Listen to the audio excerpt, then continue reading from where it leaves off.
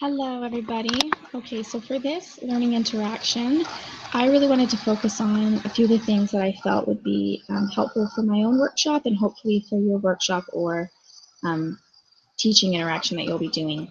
So an overall theme that I found throughout the readings for the last couple of weeks was the importance of knowing the material, knowing the content that you will be delivering. In chapter 4, starting right off the bat, they talk about component display theory.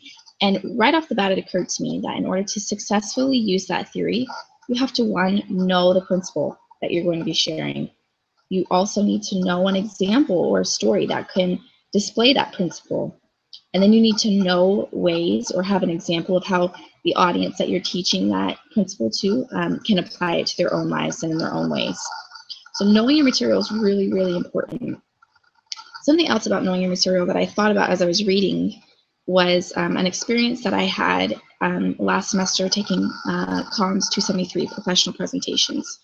So in that class, I had to give a professional presentation to a small group, and I used in my presentation, I cited a study, a professional study that was done, and that study was related to my overall presentation and what I was trying to share. But at the end of the presentation, one of my audience members asked me a question about that study, and because the question wasn't directly related to what we've been talking about, it completely caught me off guard, and I didn't have an answer for him. And I actually felt embarrassed to say, "I'm sorry, I don't have an answer for you. I don't know that answer."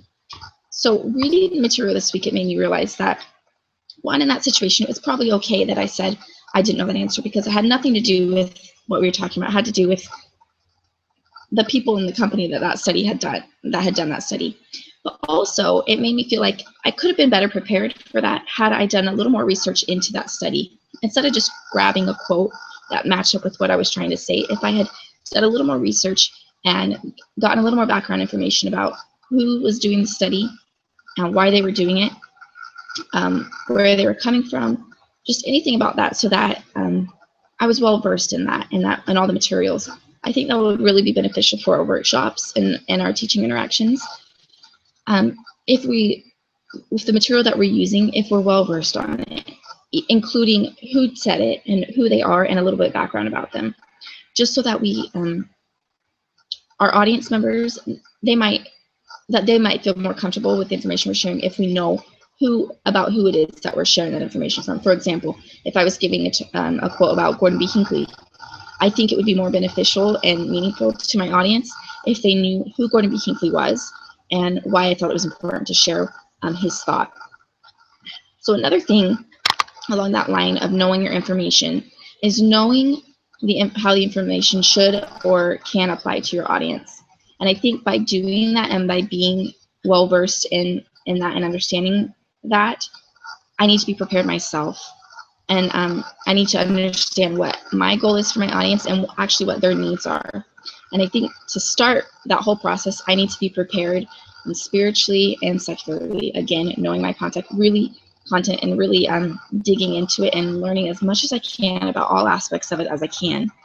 And then using the Spirit, the entire process from the beginning through the end, from starting the preparation for my lesson to delivering it.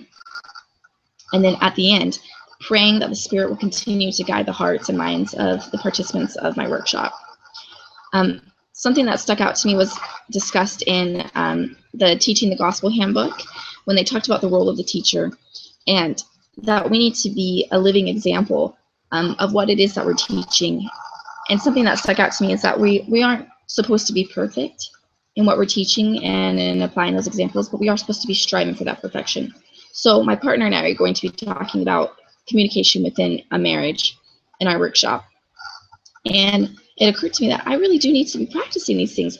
I do practice them, but I need to be more proactive about applying those in my life and those steps and those tools in my life so that I can have my own personal experiences to share. Because that's something that I know that I'm lacking right now as we've been preparing our lessons, is I'm struggling to come up with my own personal examples. I can find them from the literature and stuff, but for myself, I've been struggling a little bit to be able to apply it for myself. And that's the whole point of this workshop, is for my participants to be able to apply it. So I should be able to do the same. Another thing from the reading that I really thought was important along the lines of knowing your content is also being able to identify in the content what it is that applies to your audience and how the effective ways in which they can realistically apply it to themselves. So for example, if I was teaching a workshop to young children, it wouldn't be an appropriate thing for me to say, take this 300-page textbook or book home and study it and use it within your relationships with your parents or your peers. That's just unrealistic. I really found it comforting that there was an entire section on teaching to adults, because that happens to be what my workshop is geared towards, or who my workshop is geared towards. And I really, really love that from the beginning of that section, it pointed out that their own experiences, well, I'll just quote, it says, experience is the adult learner's living textbook. Again, experience from ourselves, but also especially from them, from the participants themselves, being able to pick out their own personal experiences and apply it to what we're saying is so effective.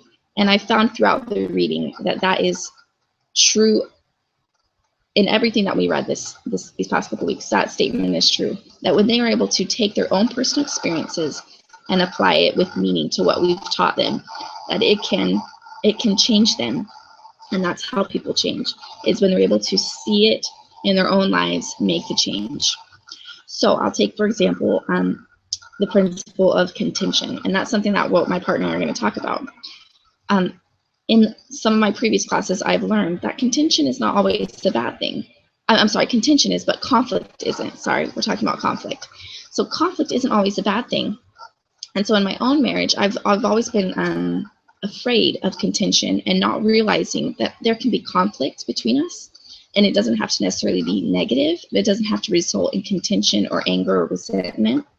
And so I think if I can be able to take those examples of when I've applied that learning and understanding and principle into my own marriage and be able to teach that to the participants in my workshop, that'll be more effective for them, and they'll be able to say, oh, I can relate to that experience. I've had that experience with my spouse or my child or my friend or my parent, and be able to not only apply it in their marital relationship, which is what our workshop was focused on, but also be able to take those skills and apply it to other relationships, which I think is the overall goal in family life education. It's not just about one part of your life or your family life, but about being able to take these principles and apply it as a whole. So yeah, those are my thoughts, and I hope that that was helpful in some way. Thanks.